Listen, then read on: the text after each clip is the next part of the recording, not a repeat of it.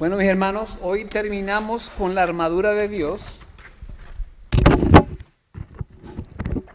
Para eso nos vamos a ir a Efesios 6, versículos del 14 al 17.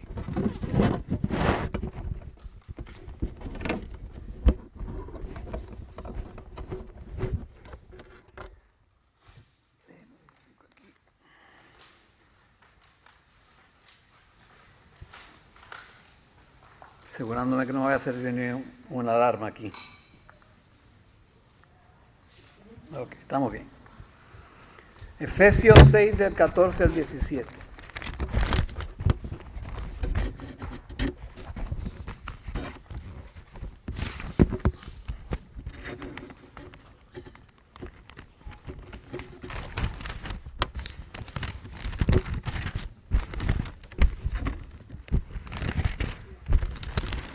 Que la semana pasada vimos tres de los elementos y hoy vamos a ver los otros tres, los últimos tres, los que nos ponemos. La semana pasada fueron el cinturón de la verdad, la coraza de justicia y el calzado del apresto del evangelio de la paz.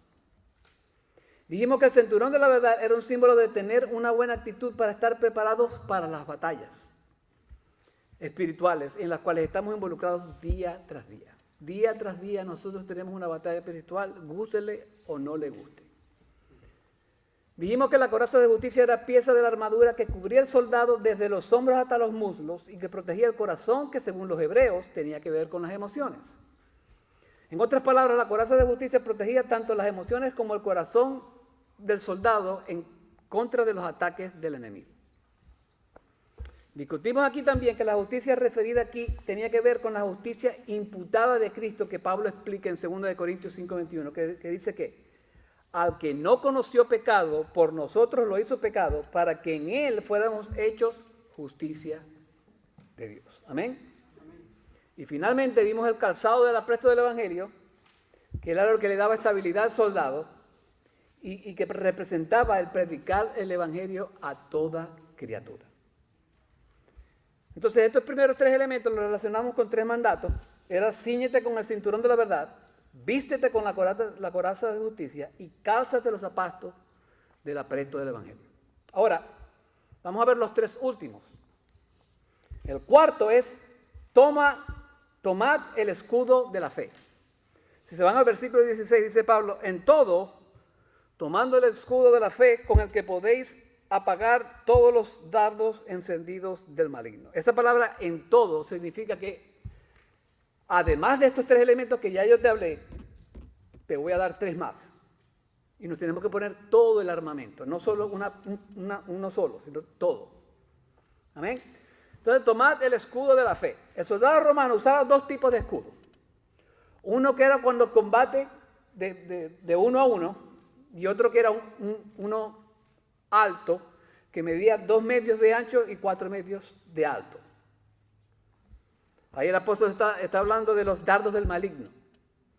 Se dice que la gente en aquel entonces no era tan alta como la gente de ahora, sino que eran más bajitas.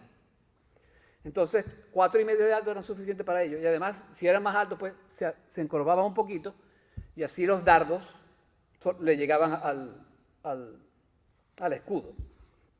Entonces, este es el que se refiere a Pablo, el grande.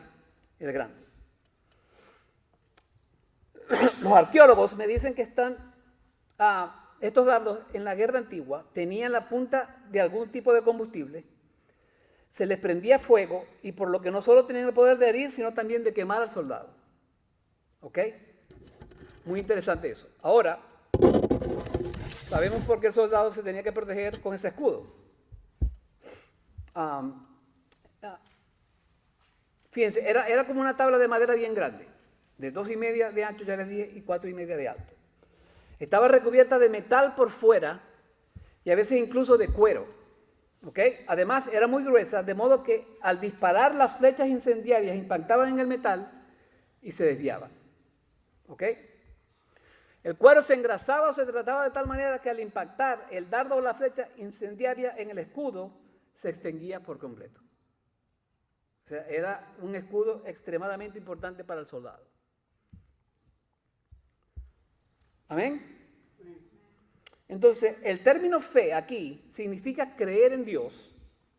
Y esa es la esencia de la fe cristiana. Esa es la esencia de todo lo que creemos, de todo lo que nos aferramos, de todo en lo que depositamos nuestra confianza. Ese es el escudo de la fe.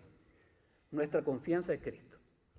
Todo el cristianismo consiste en creer que Dios existe y que recompensa a quienes los buscan diligentemente. Creer que Él escribió la Biblia, creer que Cristo es Dios, creer que murió, creer que resucitó, creer que viene, creer que el creer podemos entrar en su reino. Por eso Habacuc dice en 2:4, el justo vivirá por la fe. En Romanos 1:17, el justo vivirá por la fe. En Gálatas 3:11, el justo vivirá por la fe. En Hebreos 10, el justo por la fe vivirá. Ese es el escudo de la fe. ¿Qué dice Hebreos 11:1? Dice, es pues la fe la certeza de ¿qué? De lo que se espera y la convicción de lo que no se ve. ¿Usted cree que Cristo vino de nuevo? Si usted es de Cristo. ¿Usted cree que en la infalibilidad de la palabra de Dios? ¿Usted cree en sus promesas? Esa es la fe de la que está hablando ahí el apóstol Pablo. Evidentemente, si usted es un cristiano nacido de nuevo. Bueno, es el único cristiano que existe. No hay otro. No, porque yo les comenté una vez que yo le pregunté a una dama que yo quería... Mira, ¿tú eres nacida de nuevo?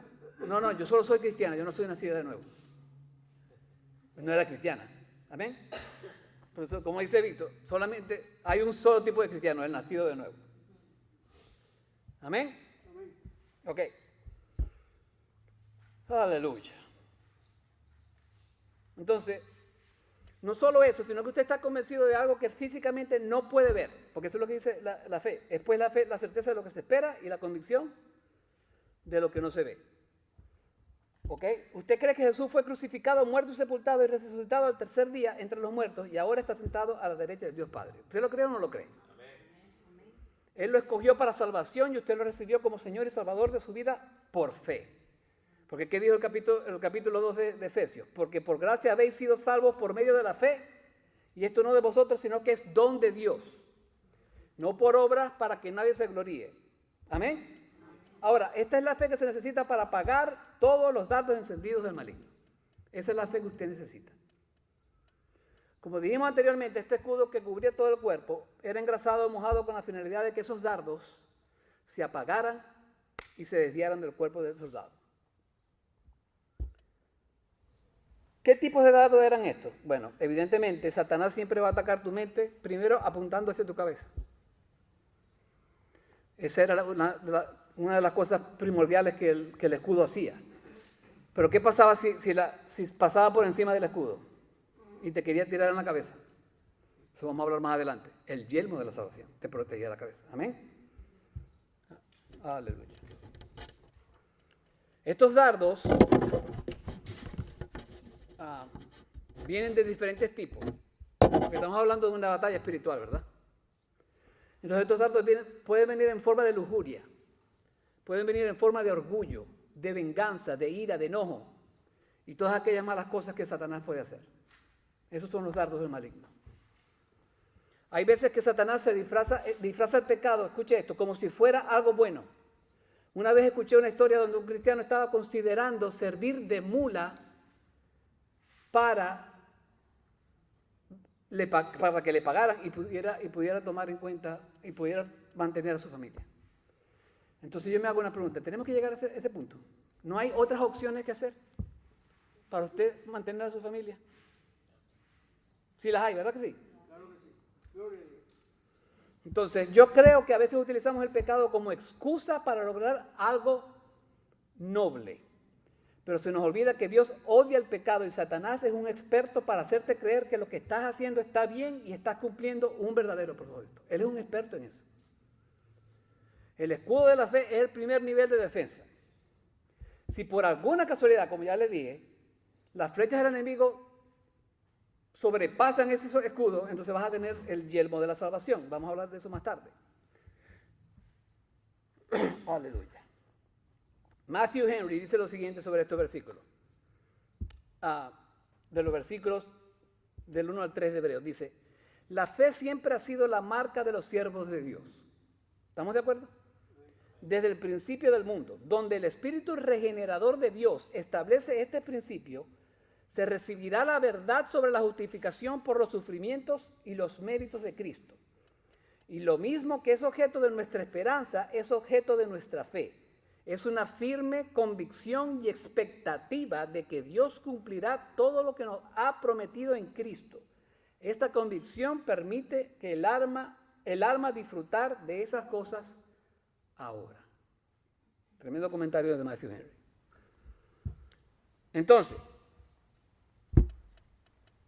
ya tenemos 4 elementos, amén. Nos faltan 2.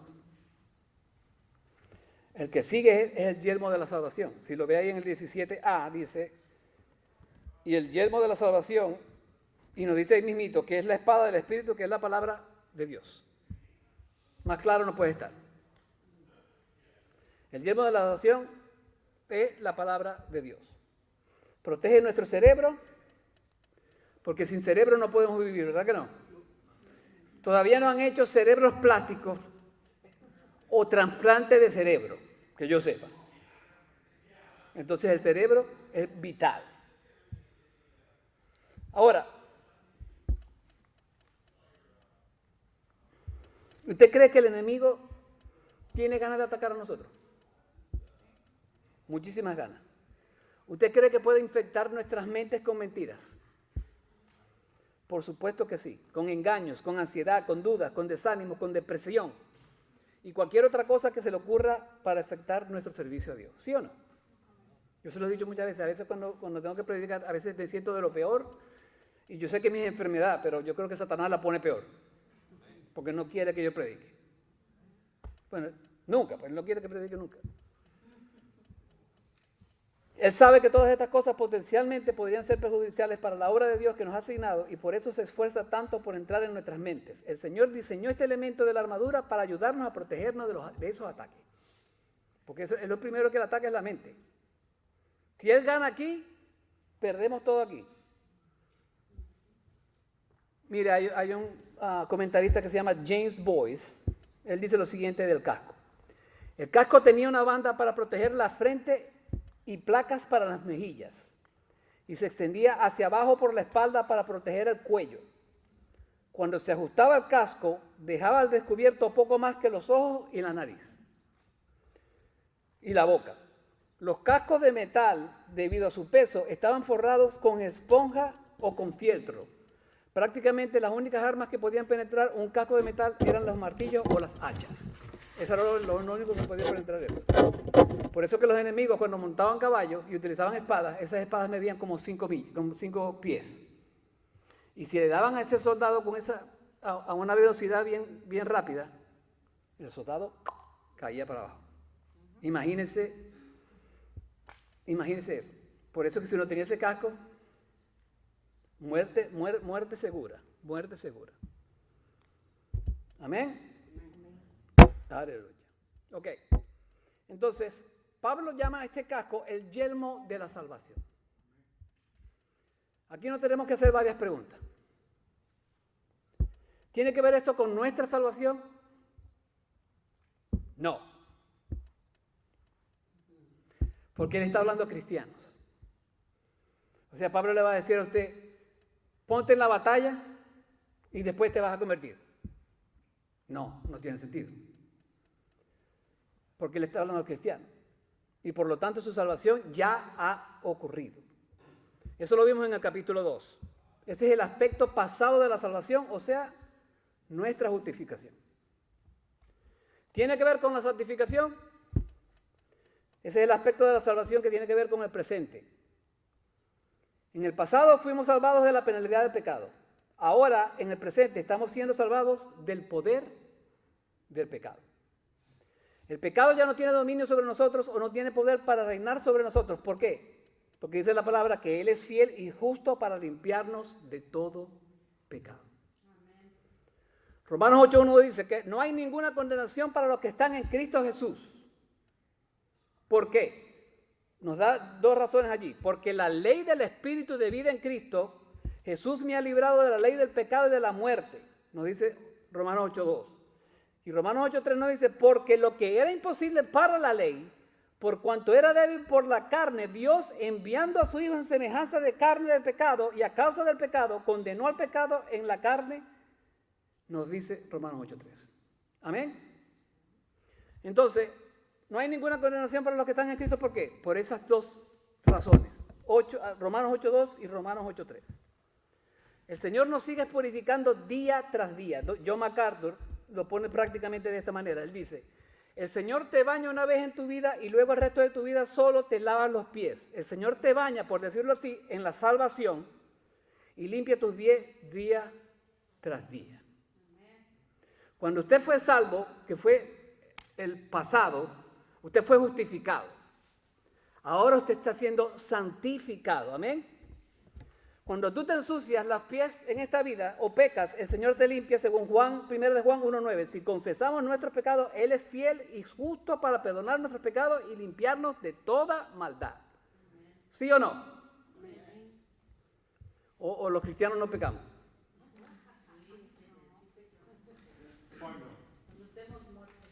Ahora, hay otro aspecto de la salvación y este es el aspecto futuro. O sea, la glorificación. En otras palabras, vamos a ser salvos de la presencia del pecado. Y esto lo vemos en el libro del Apocalipsis, que dice en el 21:4: enjugará toda lágrima de los ojos de ellos y ya no habrá muerte, ni habrá más llanto, ni clamor, ni dolor, porque las primeras cosas pasaron. Pablo dice en Romanos 6:23 que la paga del pecado es muerte. Por lo tanto, si no hay pecado, no hay muerte. Pero somos unos pecadores todos. Entonces, en ese momento que estemos enfrente de Él, vamos a ser semejantes a Él porque lo veremos a Él como Él es. El casco de la salvación tiene que ver cuando usted esté no bajo el dominio de la presencia del pecado. Vamos a ser como Cristo es, como dice Pablo. Ya no va a haber nada opaco. Ahora me van a ver a mí como yo soy. Porque ese es el único tiempo que usted va a ser como Él. Amén. Tengo muchos amenes hoy, qué bueno. Aleluya. El yelmo de la salvación es la esperanza que algún día vamos a estar con Jesús por toda una eternidad.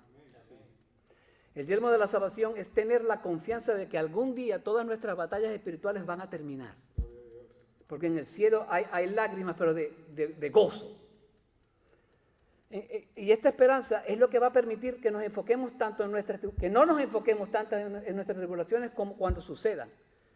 Porque aquí dice 1 de Pedro 1:3-6, bendito sea el Dios y Padre de nuestro Señor Jesucristo, quien según su gran misericordia nos ha hecho nacer de nuevo a una esperanza viva mediante la resurrección de Jesucristo de entre los muertos, para obtener una herencia incorruptible, inmaculada y que no se marchitará, reservada en los cielos para vosotros, que sois protegidos por el poder de Dios mediante la fe, para la salvación que está preparada para ser revelada en el último tiempo, en lo cual os regocijáis grandemente, aunque ahora, por un poco de tiempo, si es necesario, seáis afligidos con diversas pruebas.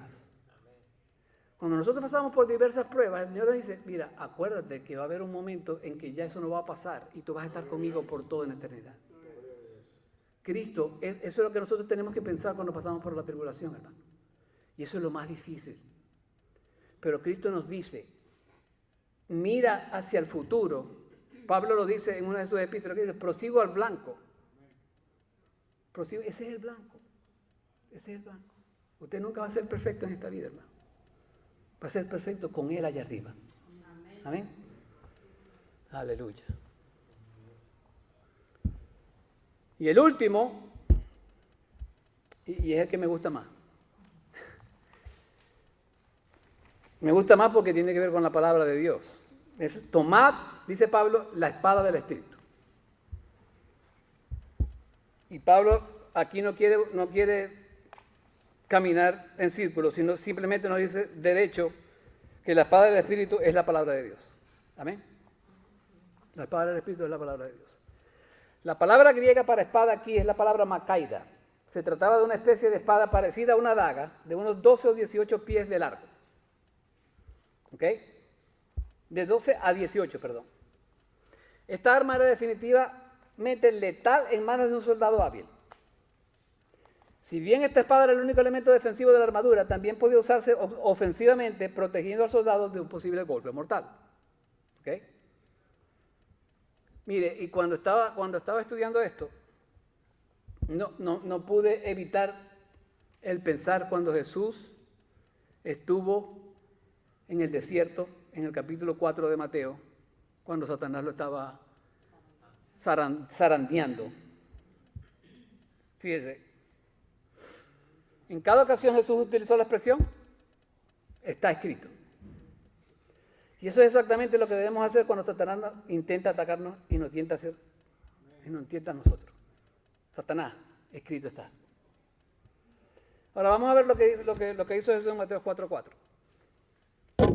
En Mateo 4:3, el diablo lo tienta para que rompa su ayuno y la respuesta de Jesús en el versículo 4 es, está escrito, no solo de pan vivirá el hombre, sino de toda palabra que sale de la boca de Dios. En el versículo 6 dice, lo tienta para que se quite la vida, y en el versículo 7 responde el Señor, también está escrito, no temerás al Señor tu Dios. Tentarás, perdón.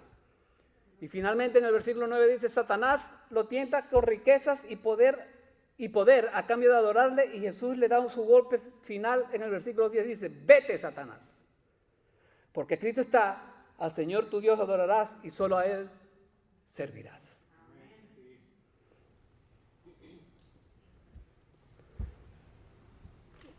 ¿Usted alguna vez ha escuchado que suena fuerte porque dice que Satanás es de Dios? Y le voy a explicar.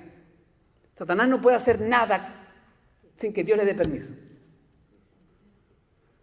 Porque Dios no creó a Satanás, pero Dios creó ¿a quién? A Lucifer, que era el top angel del worship en el cielo. Satanás es Satanás por el pecado que él cometió porque quería ser como Dios. Pero a pesar de eso, Dios tiene el poder sobre él. Libro de Job. Satanás estaba remitido ahí pidiéndole permiso a Dios para sandaliar al pueblo de Job. Amén. Entonces, eso es una esperanza que nosotros tenemos, ¿verdad? Una protección. Que si usted está pasando por problemas bien feos, usted sabe que el que vive en usted es más grande que él. Amén. Ok, entonces sigue Jesús, perdón.